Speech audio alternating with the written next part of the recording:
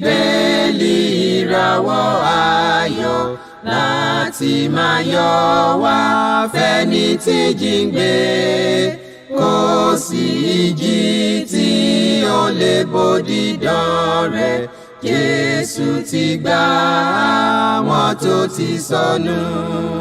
Fún mi Bíbélì, ròyìn mímọ́ dídán, mọ́lẹ̀ rẹ̀ yóò tọ́ mi lọ́nà tòrò. Ẹ̀kọ́ ìlérí òfin ìfẹ́ papọ̀, kóru tó kọjá sọ́jà ìnípẹ̀kun. A kí yín káàbọ̀ sí ètò yín, ètò wa Jeki Bibeli Soro, ètò tí ìjọ Kristi l'Ondo àti ìjọ Kristi níbi gbogbo tí wọ́n ń ṣe olùgbọ̀wọ́ rẹ̀. Orúkọ tèmi ni Fasonu Victor, Ajihinrere Kristi. Kí a tó tẹ̀síwájú nínú ẹ̀kọ́ tí a ní fún wa lónìí, ẹ jẹ́ ká tẹríba fún àdúrà. Ọlọ́run mímọ́ tí ń gbé níbi gíga nínú àwọn ọ̀run, a dúpẹ́ lọ́wọ́ yín, a gbé yín ga torí pé ẹ̀yin ni Ọlọ́run wa, Olúwa àtẹlẹ́dàá wa. A dúpẹ́ lọ́wọ́ yín fún oore ọ̀fẹ́ aláìlẹ́gbẹ́ àti ìbùkún àti wà láàyè yín lórí ayé wa lónìí àti lọ́jọ́ gbogbo. Ọlọ́run a gbé yín ga, a yìn lógo, a ṣe yín lọ́ba ọba, bẹ́ẹ̀ la pè yín lólúwa àwọn olúwa. Ọlọ́run wa ẹ jọ̀ọ́, nínú àánú àtọ́lá ńlá yín kẹ́ gbọ́ pé àti yìn wa. Olúwa Ọlọ́run wa, ẹ bá wa sọ̀rọ̀ yín lónìí, ẹ jẹ́ kí ìfẹ́ yín ó di mímọ̀ lọ́kàn wa, kẹ́ ẹ sì gbàkóso gbogbo. Ní orúkọ Jésù Kristi Olúwa wa, àmín. Lẹ́ẹ̀kan sí a kí wa pé a káàbọ̀ sí ètò yìí, ètò wa Jeki Bibeli Soro. A fi ògo fún Ọlọ́run ẹlẹ́dàá wa fún oore ọ̀fẹ́ aláìlẹ́gbẹ́ àti ìbùkún rẹ̀ lórí ayé wa lónìí àti ìwàláàyè rẹ̀ àtọwọ́ agbára rẹ̀.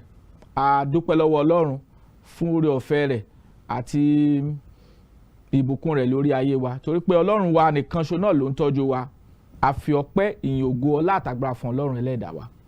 A sì dúpẹ́ lọ́wọ́ Ọlọ́run fún àwọn ènìyàn wa tí wọ́n ń wò wá nílé, fún ìbùkún Ọlọ́run àti wàláàyè rẹ̀ lórí ayé wọn. Ìbùkún Ọlọ́run kò ní fi ẹnìkankan wa sílẹ̀ lórúkọ Jésù Kristi Olúwa wa, àmín.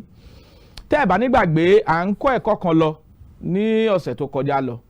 Lágbára Ọlọ́run lónìí a ó parí ẹ̀kọ́ náà. Kókó ẹ̀kọ́ náà ni bí Ọlọ́run ti tú ẹ̀mí rẹ̀ jáde sára ènìyàn gbogbo. Tí ta ṣe lọ́sẹ̀ tó kọjá lọ, ó ní apá kìíní, tòní ó ní apá kejì, bí Ọlọ́run ti tú ẹ̀mí rẹ̀ jáde sára ènìyàn gbogbo, apá kejì. A fẹ́ wo gbogbo àwọn ẹsẹ̀ Bíbélì àti àlàyé tí Bíbélì là kalẹ̀ fún wa bí Ọlọ́run alààyè bó ti tú ẹ̀mí rẹ̀ jáde gẹ́gẹ́ bí ọ̀rọ̀ ìlérí rẹ̀ tó sọ nípasẹ̀ wòlíì Jóẹ́lì nínú ìwé Jóẹ́lì orí kejì, nígbà tá kíyèsí ẹsẹ̀ kejìdínlọ́gbọ̀n 28 sí ìkọkàndínlọ́gbọ̀n 29. Àwa ń wo gbogbo àlàyé tí Bíbélì gbé kalẹ̀ bí Ọlọ́run alààyè tó ti tú ẹ̀mí rẹ̀ jáde sí ara ènìyàn gbogbo. Ní ọ̀sẹ̀ tó kọjá lọ, a sọ fún wa pé ọ̀nà àkọ́kọ́ tá a rí àpẹẹrẹ bí Ọlọ́run ti tú ẹ̀mí rẹ̀ jáde sára ènìyàn gbogbo ni pé ní ìgbà tí Jésù Kristi tá a baptisi rẹ̀ tán nínú ìwé Mátíù orí 3, nígbà tá a kíyèsí láti ẹsẹ̀ 13 sí ẹsẹ̀ 17, 17, a rí pé ní ìgbà tá a baptisi tí Jòhánù baptisi Jésù Kristi tán, nígbà tó máa jáde kúrò nínú omi, ẹ̀mí Ọlọ́run bà lé bí àdàbà. Ohun tí ìwé Mátíù orí 3 ẹsẹ̀ 16 sí 17 tó kọ́ wa nìyí. Ṣùgbọ́n nígbà tá a wo ìwé Jòhánù orí 3, nígbà tá a kíyèsí ẹsẹ̀ 24, 34, a rí kà níbẹ̀ pé Ọlọ́run fún ọmọ rẹ̀ Jésù Kristi ní ẹ̀mí rẹ̀ láì ní òdiwọ̀n, láì ní òṣùwọ̀n. Bí Ọlọ́run alààyè bó ti ń bẹ̀rẹ̀ láti tú ẹ̀mí rẹ̀ jáde sí gbogbo ènìyàn nìyí, ó kọ́kọ́ bẹ̀rẹ̀ nípasẹ̀ Jésù Kristi Olúwa wa.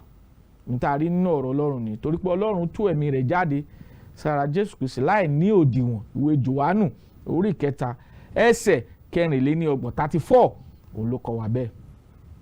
nígbà tá à ń tẹ̀síwájú nínú ẹ̀kọ́ yẹn a sọ fún wa pé Jésù Kristi fúnra rẹ̀ ó wá tún ṣèlérí fún àwọn àpọ́sítélì gẹ́gẹ́ bí àsọtẹ́lẹ̀ tí Jòhánù ti sọ nípasẹ̀ ẹni tí ń bọ̀ lẹ́yìn òun tí ń ṣe Jésù Kristi.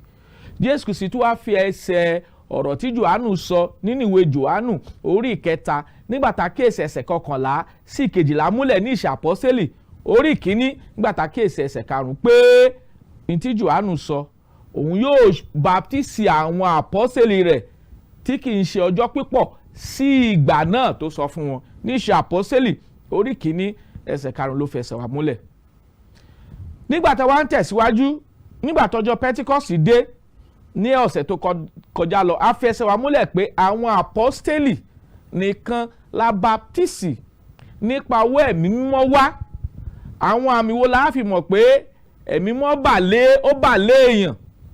Nítaàrí ni pé àwọn àpọ́stélì ń sọ ní irú èdè wọ́n sì ṣe ọ̀pọ̀lọpọ̀ iṣẹ́ àmì àti iṣẹ́ ìyanu tó lágbára tó fi jẹ́ pé gbogbo àwọn ọmọ ẹ̀yìn gan-an wọ́n kún fún ìbẹ̀rù Ọlọ́run bí wọ́n ti ń wo iṣẹ́ àmì àti iṣẹ́ ìyanu tó ń ti ọwọ́ àwọn àpọ́stélì tó ń ti ọwọ́ wọn ṣẹlẹ̀.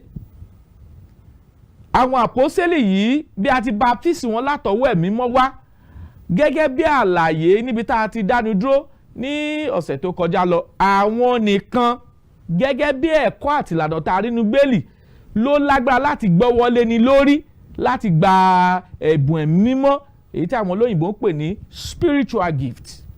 Àwọn àpọ́sítélì nìkan. A ti ka ẹsẹ̀ Bíbélì díẹ̀ ní ọ̀sẹ̀ tó kọjá ká tó dánu dúró. Àwa fẹ́ wo àwọn ẹsẹ̀ Bíbélì yòókù láti fi ẹsẹ̀ wa múlẹ̀ gẹ́gẹ́ bí ẹ̀kọ́ Bíbélì pé àwọn àpọ́sítélì nìkan ni ó ní agbára láti gbọ́wọ́lé ni lórí láti gba ẹ̀bùn ẹ̀mí mímọ́. Mo fẹ́ ká tún wo àwọn ẹsẹ̀ Bíbélì lẹ́ẹ̀kan sí. Ẹ ká padà sí ìwé Ìṣe Àpọ́sítélì. A ti ka Ìṣe Àpọ́sítélì orí 6 láti ẹsẹ̀ 6. A ti wo Ìṣe Àpọ́sítélì orí 9. A ti wo láti ẹsẹ̀ 17 17 títí dé 21. Mo fẹ́ ká tún wo ẹsẹ̀ Bíbélì náà padà ká wo Ìṣe Àpọ́sítélì orí 9 kí a wò ó láti ẹsẹ̀ 14 sí ẹsẹ̀ 21. Kí ni Bíbélì wí? Torí a gbọ́dọ̀ sọ ohun tí Bíbélì wí nìkan ṣoṣo torí pé òfin àti ìlànà Ọlọ́run fún wa nìyí la lè rí nínú ọ̀rọ̀ Ọlọ́run. Kí ni Bíbélì sọ? Ẹ wo ẹgbọ́n tọ́rọ̀ Ọlọ́run sọ. A ó fẹ́ wò ó láti ẹsẹ̀ 14. Bí Ọlọ́run ti tú ẹ̀mí rẹ̀ jáde sára ènìyàn gbogbo. Àkọ́kọ́ ẹ̀mí Ọlọ́run a fi fún Kristi láì ní òdiwọ̀n. Jòhánù orí 3 nígbà tá a kíyèsí ẹsẹ̀ 24 34. Ibi àkọ́kọ́ tá a ti rí pé Ọlọ́run tú ẹ̀mí rẹ̀ jáde sára Kristi ní láì ní òdiwọ̀n without measure. Èkejì Jésù Kristi fúnra rẹ̀ òun ló sọ fáwọn àpọ́sítélì pé òun yóò baptisi wọn látọwọ́ ẹ̀mí mímọ́ wá èyí tó wá sí ìmúṣẹ ní ọjọ́ Pentikọ́sì tó fi jẹ́ pé àwọn àpọ́sítélì la baptisi látọwọ́ ẹ̀mí mímọ́ wá. Àpẹẹrẹ àkọ́kọ́ nìyí. Àpẹẹrẹ kejì la rí ní Ìṣe Àpọ́sítélì orí 10 nígbà tá a kíyèsí ẹsẹ̀ 14 ní 44 pé Kọ̀nẹ́líù àti ìdílé rẹ̀ pàápàá ẹ̀mí Ọlọ́run bà lé wọn láti fi hàn pé àwọn kèfèrí pàápàá a ti gbà wọ́n sínú ìjọba Kristi. Eléyìí gbọ́dọ̀ yé wa. Àwa ń sọ pé ìlànà ìgbésẹ̀ 3 ni pé àwọn àpọ́sítélì nìkan ni a fún ní agbára láti gbọ́wọ́lé ni lórí láti fúnni ní ẹ̀mí mímọ́. That means agbára tá a fún àwọn àpọ́sítélì nìkan ló lè gbọ́wọ́lé èèyàn lórí tí wọ́n sì fúnni ní ẹ̀bùn ẹ̀mí mímọ́ gẹ́gẹ́ bí àlàyé tí a ṣe ní ọ̀sẹ̀ tó kọjá lọ. Mo fẹ́ ká tún wo ẹsẹ̀ Bíbélì náà dáadáa lónìí. Ìṣe Àpọ́sítélì orí 9 ká kíyèsí láti ẹsẹ̀ 14. Kí ni Bíbélì wí? Nígbà tí àwọn àpọ́sítélì tó wà ní Jerusalem sì gbọ́ pé àwọn ará Samaria ti gba ọ̀rọ̀ Ọlọ́run wọ́n rán Pétérù òun Jòhánù sí wọn àwọn ẹni tí ó sì gbàdúrà fún wọn nígbà tí wọ́n sọ̀kalẹ̀ kí wọn kí ó lè rí ẹ̀mí mímọ́ gbà. Ẹ wo ẹsẹ̀ 16.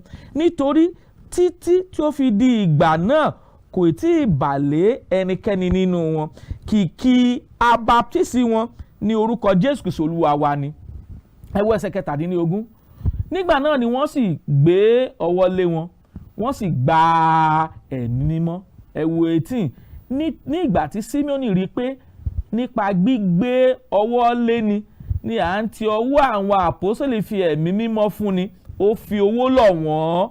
Ó wí pé ẹ fún mi náà ní agbára yìí pẹ̀lú, kí ẹnikẹ́ni tí mo bá gbé ọwọ́ lé kí ó lè gba ẹ̀mí mímọ́. Pétérù dá lóhùn wípé kí owó rẹ̀ ṣègbé pẹ̀lú rẹ̀, nítorí tí ìwọ rò láti fi owó ra ẹ̀bùn Ọlọ́run. Ibi tá a dúró ní ọ̀sẹ̀ tó kọjá lọ nìyí.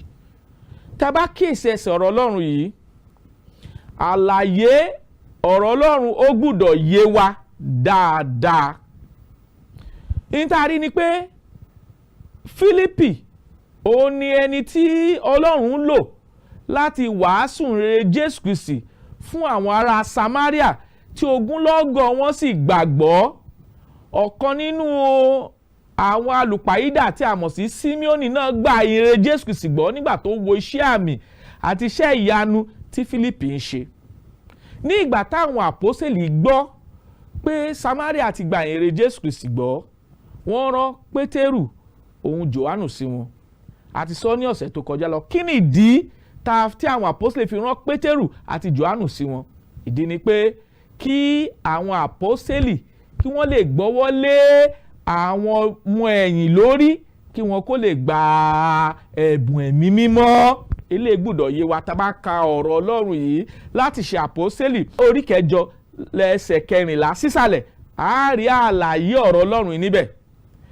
A dẹ̀ sọ ní ọ̀sẹ̀ tó kọjá lọ pé tó bá jẹ́ pé Fílípì ó nírú agbára yìí láti gbọ́wọ́lé ni lórí láti gba ẹ̀bùn mímọ́, kò nílò kí àwọn àpọ́sítélì kó ti Jerúsálẹ́mù wá sí Samaria mọ́. Eléyìí gbọ́dọ̀ yé wa. Ìdí ẹ̀ ni pé Fílípì tó jẹ́ ọ̀kan nínú àwọn 7 tá a gbọ́wọ́lé lórí ní ìṣe àpọ́sítélì orí 9 kò nírú agbára yìí láti gbọ́wọ́lé ni lórí láti gba ẹ̀bùn mímọ́. Eléyìí gbọ́dọ̀ yé wa, ẹ̀yin tẹ́ ń wò wá nílé. Ní ìgbà tí Pétérù òun Jòhánù sì dé sí àárín àwọn ará ní Samaria, àwọn ọmọ ẹ̀yìn wọn kó wọn jọ, wọ́n sì bẹ̀rẹ̀ sí ń gbọ́wọ́lé wọn lórí gẹ́gẹ́ bí ẹ̀mí Ọlọ́run ti darí wọn. Torí pé tó bá jẹ́ pé gbogbo wọn ni wọ́n gbọ́wọ́lé lórí ni, kò yẹ kí Símíọ́nì pàápàá kó tún máa bẹ̀bẹ̀ fúnru agbára bẹ́ẹ̀. So nítorí ni pé àwọn àpọ́sítélì nìkan l'Ọlọ́run fún ní agbára láti gbọ́wọ́lé àwọn ọmọ ẹ̀yìn lórí láti gba ẹ̀mí mímọ́. Eléyìí gbọ́dọ̀ yé wa. A ò fún àwọn kírísítẹ́nì mìíràn nírú agbára yìí. Tó bá yẹ pé a fún kírísítẹ́nì mìíràn nírú agbára yìí, irú Fílípì tó gbé ìjọ ìkalẹ̀, ó yẹ kó lè máa gbọ́wọ́lé àwọn èèyàn lórí káwọn náà lè máa gba ẹ̀bùn ẹ̀mí mímọ́. Ẹ̀yin ènìyàn wà nílé, ọ̀rọ̀ Ọlọ́run yìí ẹ jẹ́ kí a ká tún kà á sí ṣàpọ́sílẹ̀ orí 9. À ń wo bí Ọlọ́run ti tú ẹ̀mí rẹ̀ jáde sára ènìyàn gbogbo. Àkọ́kọ́ ni pé ó tú sí ara Kristi láì ní òdiwọ̀n. Ìwé Jòhánù orí 3 nígbà tá kíyèsí ẹsẹ̀ 24 34. Kristi pàápàá ó ṣèlérí fún àwọn àpọ́sítélì rẹ̀ pé òun ó baptisi wọn látọwọ́ ẹ̀mí mímọ́ wá, ó sì ṣe bẹ́ẹ̀ fún wọn ní ìṣe àpọ́sítélì orí 1 ẹsẹ̀ 5.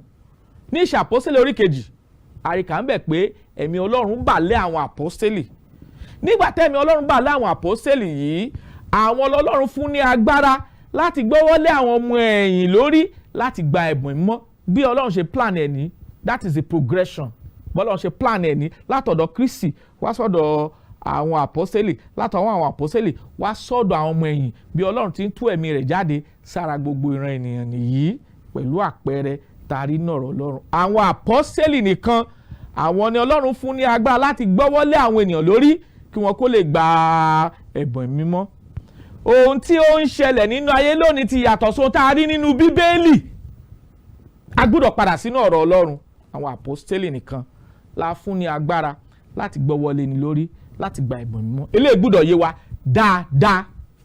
So ìtàn yìí ti fi ẹsẹ̀ wa múlẹ̀ pé Simeoni tó jẹ́ ọ̀kan lára àwọn ẹni tí Fílípì baptisi ní ìlú Samaria nígbà tó rí pé nípasẹ̀ owó àwọn àpọ́sẹ̀lì láti fi ẹ̀mí mọ́ fún ni, ó fi owó lọ àwọn àpọ́sẹ̀lì pé kó fóun náà nírú ẹ̀mí yìí, pé kóun náà lè máa gbọ́wọ́lé àwọn ènìyàn lórí, kí àwọn náà kó lè máa gba ẹ̀bùn ẹ̀mí mímọ́. Ẹ̀kọ́ ọ̀rọ̀ Ọlọ́run yìí gbọ́dọ̀ yé wa dáadáa. Àwọn àpọ́sẹ̀lì nìkan la fún lágbára láti gbọ́wọ́lé ni lórí láti gba ẹ̀bùn mímọ́, nítorí pé a baptisi àwọn àpọ́sẹ̀lì nípa owó ẹ̀mí mímọ́ wá. Gẹ́gẹ́ bí àlàyé táwọn èlò náà ṣe pé àwọn ọgọ́fà èèyàn la baptisi, tó bá jẹ́ pé ọgọ́fà èèyàn la baptisi, ó yẹ káwọn náà ní agbára láti máa gbọ́wọ́lé àwọn èèyàn lórí láti gba ẹ̀bùn mímọ́, ṣùgbọ́n rárá o, kò ń ṣe bẹ́ẹ̀. Àwọn àpọ́sẹ̀lì nìkan la baptisi látọwọ́ ẹ̀mí mímọ́ wá. Ẹ̀kọ́ ọ̀rọ̀ Ọlọ́run yìí ó gbọ́dọ̀ yé wa dáadáa.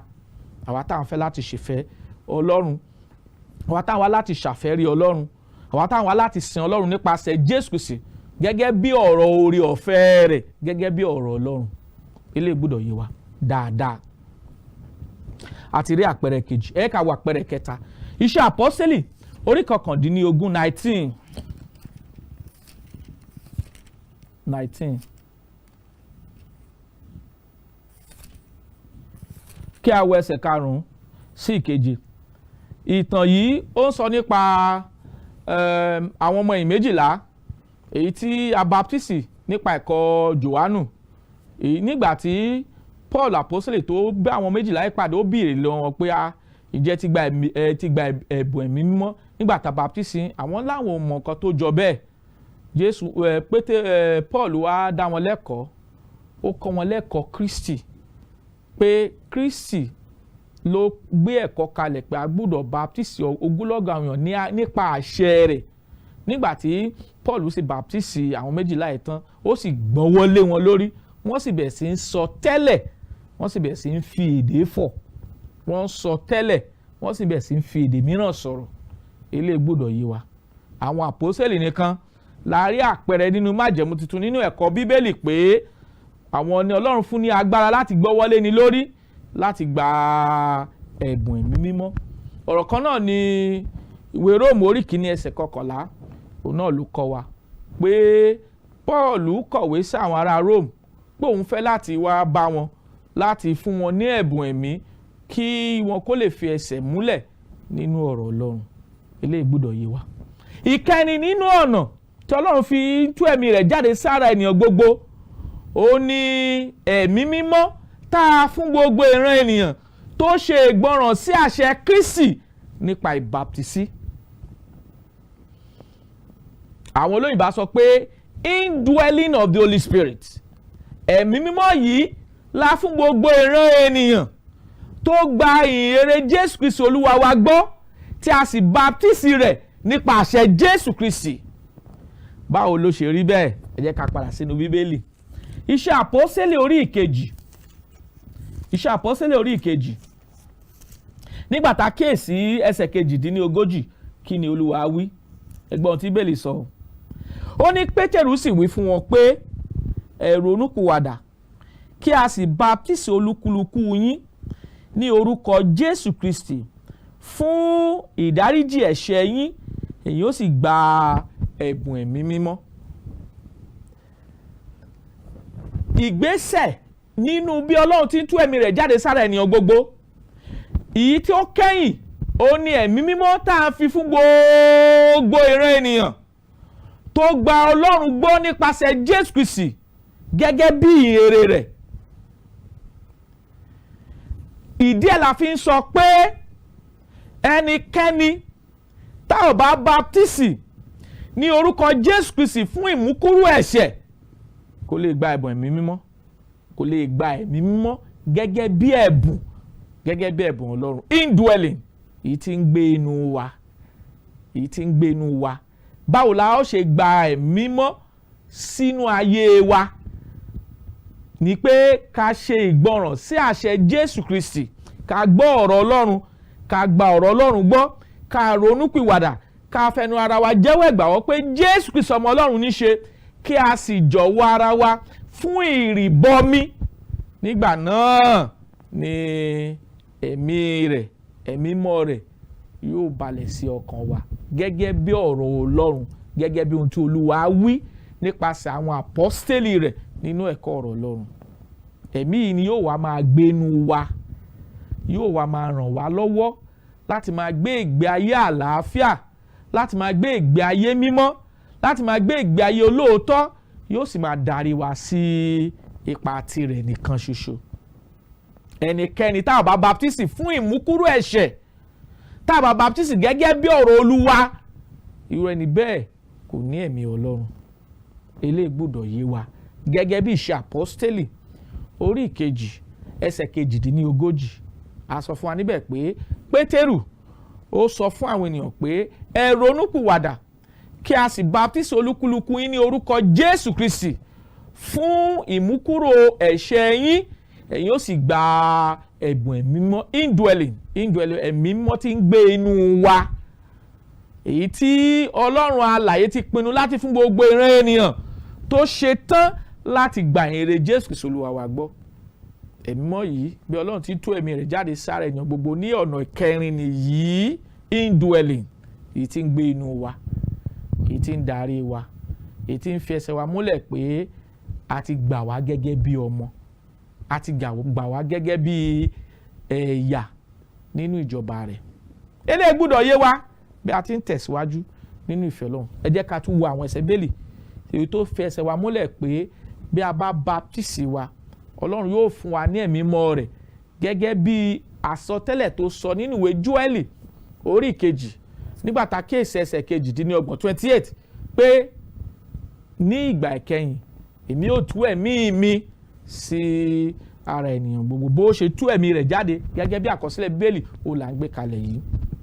Ẹ ká tún padà sí ìṣe àpọ́stélì orí 8 yẹn ká tún wo àpẹẹrẹ mìíràn ńbẹ̀ nípa pé indwelling Holy Spirit, ẹ̀mí mọ́ tí ń gbé inú wa.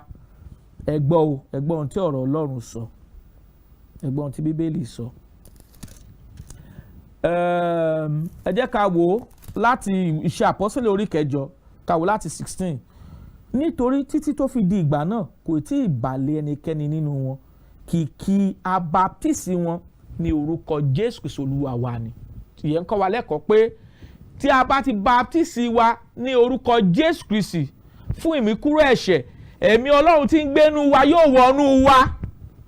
Ẹ̀mí mọ́ tí a fi fún àwọn àpọ́stélì èyí tó fi ń gbọ́wọ́ láwọn èèyàn lórí, òun ni spiritual gift, òun ni ẹ̀bùn ẹ̀mí.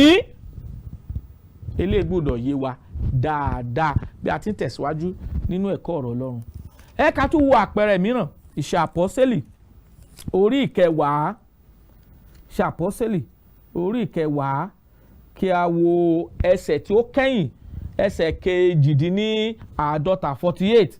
Ó sì pàṣẹ kí a baptisi wọn ní orúkọ Jésù Kristi. Nígbà náà ni wọ́n sì bẹ̀ẹ́ kí ó dúró ní ìjọ mélòó kan. Àwọn ìdílé Kọ̀nẹ́líù èyí tí àwọn ìkọlà àti Pétérù tí wọ́n ní tẹ̀mí mọ́ bà lé wọn, a máa baptisi wọn ní orúkọ Jésù Kristi kí ẹ̀mí Ọlọ́run àti èdìdì Ọlọ́run kó lè wà nínú wọn pé wọ́n ti di ti Ọlọ́run gẹ́gẹ́ bí àkọsílẹ̀ Bíbélì, gẹ́gẹ́ bí ohun tá a rí ní ìwé Éfésù orí 1 ẹsẹ̀ 13 pé ẹ̀mí rẹ̀ a ti fi ṣe èdìdì wa títí di ọjọ́ náà.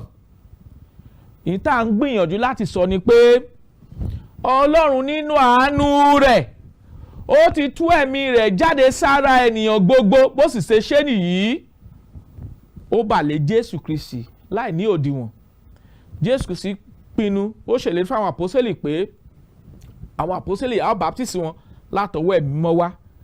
Àwọn àpọ́sítélì sì gba ìbaptisi ẹ̀mí mímọ́ lọ́jọ́ Pẹ́tíkọ́sì. Àwọn àpọ́sítélì gẹ́gẹ́ bí àkọsílẹ̀ Bíbélì, àwọn ló lágbára láti gbọ́wọ́ lé ni lórí láti gba ẹ̀bùn ẹ̀mí mímọ́. Àwọn dẹ̀ lọ́lọ́run fún lágbára yìí, wọ́n dẹ̀ ń lọ láti ìjọ dé ìjọ láti gbọ́wọ́ lé àwọn ènìyàn lórí láti rí pé wọ́n gba ẹ̀bùn ẹ̀mí mímọ́. Eléyìí gbọ́dọ̀ yé wa. Àti wípé ogúnlọ́gọ̀ ìran ènìyàn, ìgbésẹ̀ kẹrin bí Ọlọ́run ti tú ẹ̀mí rẹ̀ jáde sára ènìyàn gbogbo, ogúnlọ́gọ̀ ènìyàn ní gbogbo àgbáyé tó gba ìyìnrere Jésù Kristi Olúwa wa gbọ́ tí a sì baptisi wọn, ẹ̀mí Ọlọ́run á fi sí wọn lọ́kàn èyí tí ń gbé inú wọn. Ẹ ka ìwé Róòmù orí 9, ìwé Róòmù orí 9 ká tún gbọ́ ohun tọ́rọ̀ Ọlọ́run sọ nígbà tá a kíyèsí ẹsẹ̀ 9 sí 11 kí ni bíbélì wí ẹ gbọ́ o. Ó ní ṣùgbọ́n ẹ̀yin kò sí nínú ti ara bí kò ṣe nínú ẹ̀mí, bí ó bá ṣe pé ẹ̀mí Ọlọ́run gbé inú yín. Ṣùgbọ́n bí ẹnìkan kò bá ní ẹ̀mí Kristi, òun kò sí nínú ẹni tirẹ̀. Ẹ ká wo ẹsẹ̀ 9. Bí Kristi bá sì wà nínú yín, ara jẹ́ òkú nítorí ẹ̀ṣẹ̀, ṣùgbọ́n ẹ̀mí jẹ́ ìyè nítorí òdodo. Ṣùgbọ́n bí ẹ̀mí ẹni tí ó jí Kristi dìde kúrò nínú òkú bá ń gbé inú yín, ẹni tí ó jí Kristi dìde kúrò nínú òkú yóò fi ẹ̀mí rẹ̀ tí ń gbé inú yín sọ ara kíkú yín di ààyè pẹ̀lú. Báwo ni ẹ̀mí Ọlọ́run tí ń gbénú wa? Ìgbà wo lẹ̀mí Ọlọ́run wọnú wa? Ìṣe Àpọ́sítélì orí kejì ẹsẹ̀ 38 38. Pétérù sọ fún wọn pé ẹ ronúpìwàdà kí a sì baptisi olúkúlùkù yín ní orúkọ Jésù Kristi fún ìmúkúrò ẹ̀ṣẹ̀ yín, ẹ̀yin ó sì gba ẹ̀bùn ẹ̀mí mímọ́. Ní ìgbà tí ẹ̀mí Ọlọ́run wọnú wa nìyí. Kí nìdí? Ẹ̀ṣẹ̀ ayé wa gbúdọ̀ kúrò nípa ìbaptisi, torí pé ẹ̀mí Ọlọ́run ò lè gbé nínú ọkàn tó kú fún ẹ̀ṣẹ̀ tó sì kú fún ìwà búburú gbogbo. Ẹ̀mí Ọlọ́run tí ó ń gbénú wa yìí nípa ìbaptisi, tá bá ti baptisi wa tó ti gbogbo ẹ̀ṣẹ̀ àtijọ́ wa bá ti kúrò, ẹ̀mí Ọlọ́run á sì wọnú wa.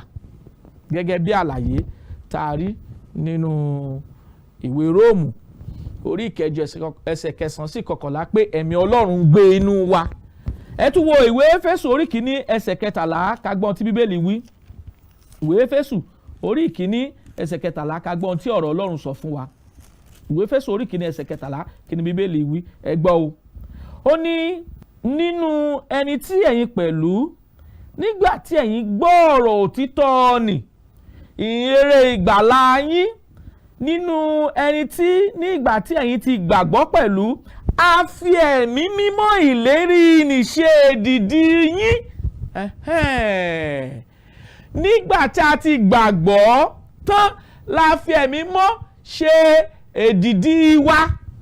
Nígbà tí a kúrò nínú omi ìbáptísí ni Ọlọ́run nínú àánú rẹ̀ ló fi ẹ̀mí mọ́ rẹ̀ sí wa lọ́kàn, gẹ́gẹ́ bí ó ti ṣèlérí pé òun yóò tú ẹ̀mí òun jáde sí ara ènìyàn gbogbo. Ẹ ká tún kéèsì ìwé Kọ́ríńtì kìíní orí 3. Kọ́ríńtì kìíní orí 3 ẹsẹ̀ 16. Orí 3 ẹsẹ̀ 16 ká gbọ́n tí bíbélì kọ́ wa nínú ọ̀rọ̀ Ọlọ́run. Ẹ gbọ́ o. Ó ní ẹ̀yin kò mọ̀ pé tẹ́ḿpìlì Ọlọ́run ni ẹ̀yin ń ṣe, àti pé ẹ̀mí Ọlọ́run ń gbé inú yín. A ti ṣàlàyé báwo lẹ̀mí Ọlọ́run ṣe ń gbé inú wa. Bí a ká gbọ́ ọ̀rọ̀ Ọlọ́run, ká gbọ́rọ̀ Ọlọ́run gbọ́, ká ronúpìwàdà, ká fẹnu ara wa jẹ́wọ́ ìgbàgbọ́ pé Jésù Kristi ọmọ Ọlọ́run ṣe, ká sì jọ̀wọ́ ara wa fún ìrìbọmi. Tá bá ti kúrò nínú ìbáptísí gẹ́gẹ́ bí àkọsílẹ̀ bíbélì àti ọ̀rọ̀ mímọ́ Ọlọ́run, ẹ̀mí Ọlọ́run yóò wọnú ọkàn wa. Ìlànà 4 èyí tí Ọlọ́run nínú àánú rẹ̀ tó fi tú ẹ̀mí rẹ̀ jáde sára gbogbo ìran ènìyàn nìyí. Eléyìí gbọ́dọ̀ yé wa bí a ti ń tẹ̀síwájú nínú ẹ̀kọ́ mímọ́ Ọlọ́run wa. Ohun tá à ń sọ ni pé ìwé Jóẹ́lì orí 2 ẹsẹ̀ 28 sí 29. Ọlọ́run sọ fún wòlíì Jóẹ́lì pé kó sọ àsọtẹ́lẹ̀ pé ní ìkẹyìn ọjọ́ Ọlọ́run yóò tú ẹ̀mí rẹ̀ jáde sára ènìyàn gbogbo. A sì wo bíbélì, báwo ni Ọlọ́run ṣe tú ẹ̀mí rẹ̀ jáde sára ènìyàn gbogbo? Nígbà tá òwe Jòhánù orí 3 ẹsẹ̀ 26 34, a rí pé Ọlọ́run fún Jésù Kristi ní ẹ̀mí rẹ̀ láì ní òdiwọ̀n. Ìgbà wo ló fún? Nígbà tí Jésù Kristi kúrò nínú omi ìbáptísí, tá sọ pé ẹ̀mí Ọlọ́run sì bà lé Jésù Kristi bí àdàbà. Ilé gbọ́dọ̀ yé wa. Èkejì, Jésù Kristi ló ṣèlérí fáwọn àpọ́sítélì rẹ̀ pé òun yóò baptisi wọn látọwọ́ ẹ̀mí mọ́ wá. Ó sì ṣèlérí yìí, ó sì mú ìlérí iṣẹ́ ní ọjọ́ Pẹ́ńtíkọ́sì. A baptisi àwọn àpọ́sítélì látọwọ́ ẹ̀mí mímọ́ wá. Ẹ̀mí Ọlọ́run bà lé wọn, wọ́n sì ń fi onírú èdè sọ̀rọ̀, wọ́n sì ń sọ̀rọ̀ Ọlọ́run fún ogunlọ́gọ̀ àwọn ènìyàn tí wọ́n wà níbẹ̀. Ní Ìṣe Àpọ́sítélì orí 2 láti ẹsẹ̀ 1 sí 4. Àwọn tó wà níbẹ̀ pàápàá wọ́n ń gbọ́ wọn ní ìgbà tí wọ́n ń yin Ọlọ́run ní èdè àbínibí wọn gẹ́gẹ́ bí Ọlọ́run ti fún wọn ní okun. A tún wá rí i pé àwọn àpọ́stélì ìkẹta, àwọn àpọ́stélì ni Ọlọ́run fún ní agbára láti gbọ́wọ́ lé àwọn ọmọ ẹ̀yìn lórí láti gba ẹ̀bùn ẹ̀mí mímọ́. Ilé gbọ́dọ̀ yé wa. Bí wọ́n sì ti ń gbọ́wọ́ lé àwọn èèyàn lórí lọ́kùnrin lóbìnrin, bẹ́ẹ̀ ni wọ́n ń gba ẹ̀bùn ẹ̀mí mímọ́ tí wọ́n ń sọ tẹ́lẹ̀, tí wọ́n sì ń ṣiṣẹ́ àmì àti iṣẹ́ ìyanu. Àwọn àpọ́sítélì nìkan gẹ́gẹ́ bí àkọsílẹ̀ Bíbélì ló lágbára láti gbọ́wọ́ lé ni lórí láti gba ẹ̀bùn ẹ̀mí mímọ́. A fi fún àwọn ọmọ ẹ̀yìn yòókù torí a ò rí àpẹẹrẹ àwọn ọmọ ẹ̀yìn yòókù nínú ọ̀rọ̀ Ọlọ́run. Eléyìí gbọ́dọ̀ yé wa dáadáa. Ìtókẹ́yìn rẹ̀ bí Ọlọ́run ti tú ẹ̀mí rẹ̀ jáde sára ènìyàn gbogbo ní ìgbà tí ogunlọ́gọ̀ ọkàn àwọn ènìyàn bá jọ̀wọ́ ara wọn fún ìrìbọmi gẹ́gẹ́ bí àṣẹ àti ẹ̀kọ́ Kristi, a fún wọn ní ẹ̀mí Ọlọ́run. So nígbà tí Jòhánù sọ àsọtẹ́lẹ̀ pé Jésù Kristi yóò fún àwọn ènìyàn ní ẹ̀mí mímọ́ àti yóò baptise àwọn èèyàn pẹ̀lú ẹ̀mí mímọ́ àti iná, àwọn tó túmọ̀ sí Jésù Kristi gẹ́gẹ́ bí ó ti ṣèlérí rẹ̀, ó sì mú ìlérí ẹ̀ ṣẹ. Ẹ̀yin ènìyàn wa lónìí, àwọn èèyàn tí wọ́n ń ṣàpọ́sílẹ̀ Bíbélì tọ́lá wọn gbọ́wọ́ láwọn èèyàn lórí lónìí, ìjọ bá Bíbélì mu? Ìdáhùn ni pé kò bá Bíbélì mu. Ó yàtọ̀ sí tari nínú Bíbélì, a sì gbọ́dọ̀ padà sínú Bíbélì. Ètò yìí ń sọ fún wa pé jẹ́ kí Bíbélì sọ̀rọ̀. A gbọ́dọ̀ jẹ́ kí Bíbélì sọ̀rọ̀ nínú ohun gbogbo, nítorí pé Bíbélì ni atọ́ka wa. Òní yóò sì fi ọ̀nà Ọlọ́run àti ìgbàlà Ọlọ́run hàn wá, bó ti fi hàn àwọn àpọ́sítélì táwọn àpọ́sítélì sì kọ àkọsílẹ̀ rẹ̀ fún wa lónìí. Ilé gbọ́dọ̀ yé wa bí a ti ń tẹ̀síwájú nínú ìfẹ́ Ọlọ́run àti nínú ìmọ̀ Ọlọ́run wa. Ẹ̀yin ènìyàn wa nílé, a rò pé a gbàgbọ́ pé a ti di alábùkún fún nínú ẹ̀kọ́ ọ̀rọ̀ Ọlọ́run tá a gbọ́ lónìí. Ìrètí wa àti ìgbẹ́kẹ̀lé wa sí Ọlọ́run ni pé ẹ̀kọ́ ọ̀rọ̀ Ọlọ́run yìí yóò di mímọ̀ lọ́kàn wa, yóò sì yé wa dáadáa. Ẹ jẹ́ ká lọ ka àwọn ẹsẹ̀ Bíbélì èyí tí a ti gbé ka iwájú wa. Ọlọ́run yóò ràn wá lọ́wọ́ bí a ti ń ṣèfẹ́ rẹ̀, yóò sì jẹ́ kí ọ̀rọ̀ mímọ́ rẹ̀ kó di mímọ̀ lọ́kàn wa. Ọ̀rọ̀ nípa bí ẹ̀mí mímọ́ ti bà lé àwọn ènìyàn nínú ayé lónìí, àwọn olóyìnbó sọ pé is a controversial issue, ṣùgbọ́n tá a bá ka Bíbélì, a rí bí Ọlọ́run ti tú ẹ̀mí rẹ̀ jáde sí ara ènìyàn gbogbo. Eléyìí ò yẹ kí kò yé yìí kó má yé wa, ó yẹ kó yé wa torí pé Ọlọ́run ti kọ àkọsílẹ̀ rẹ̀ fún wa. Ọlọ́run sì fẹ́ ká lóye rẹ̀, òun náà láti sọ fún wa lónìí. A ti sọ̀rọ̀ mímọ́ Ọlọ́run fún wa nípa bí Ọlọ́run ti tú ẹ̀mí rẹ̀ jáde sára ènìyàn gbogbo. A sì gbà á ládùúrà pé Ọlọ́run yóò fìfẹ́ rẹ̀ yé wa lẹ́kùnrẹ́rẹ́, yóò sì kọ́ wa mọ̀ ọ́ ṣe. À ń bẹ àwọn èèyàn tó ń wà nílé pé níbi tẹ́ bá wà, nílùú tẹ́ bá wà, agbègbè tẹ́ bá wà, ìjọ Kristi wà níbẹ̀. Ẹ lọ sí ìjọ Kristi, kẹ́ lọ wádìí ìfẹ́ Ọlọ́run síwájú sí, kẹ́ sì mọ̀ nípa ohun tọ́lọ́run ń sọ fún wa nípa ìgbàlà ọkàn wa. Ìjọ Kristi níbikíbi tẹ́ bá wà, l'Ékòó ni, n'Íbàdàn ni, ní Oǹdó ni, l'Ákúrẹ́ ni, níbi gbogbo ìjọ Kristi wà níbẹ̀. Ẹ wádìí ìjọ Kristi, Ọlọ́run yóò sì ràn wá lọ́wọ́, yóò sì kọ́ wa mọ̀ ṣe lórúkọ Jésù Kristi Olúwa wa, àmín. Tí ẹ bá ní ìbéèrè tàbí ẹ̀bẹ̀ àdúrà, àwọn nọ́mbà tí ó pè sí nìyí: 08057444902 tàbí 08065717023. A ó tuntun nọ́mbà náà pè fún wa: 08057444902 tàbí 08065717023. Kí àlàáfíà, ìwàláàyè àti ìbùkún Ọlọ́run kí ó máa bá wa gbé lórúkọ Jésù Kristi Olúwa wa, àmín. Fún mi ní Bíbélì ìràwọ̀ ayọ̀ láti máa yọ̀ wá fẹ́ni tí jíǹgbé, kò sí ìjì tí ó lè bòdì dán rẹ̀. Jésù ti gbà àwọn tó ti sọnù. Fún mi Bíbélì ìròyìn mímọ́ dídán, mọ́lẹ̀ rẹ̀ yóò tọ́ mi lọ́nà tóóró. Ẹ̀kọ́ ìlérí òfin ìfẹ́ papọ̀ kóòrù tó kọjá sọ́jà ìnípẹ̀kun.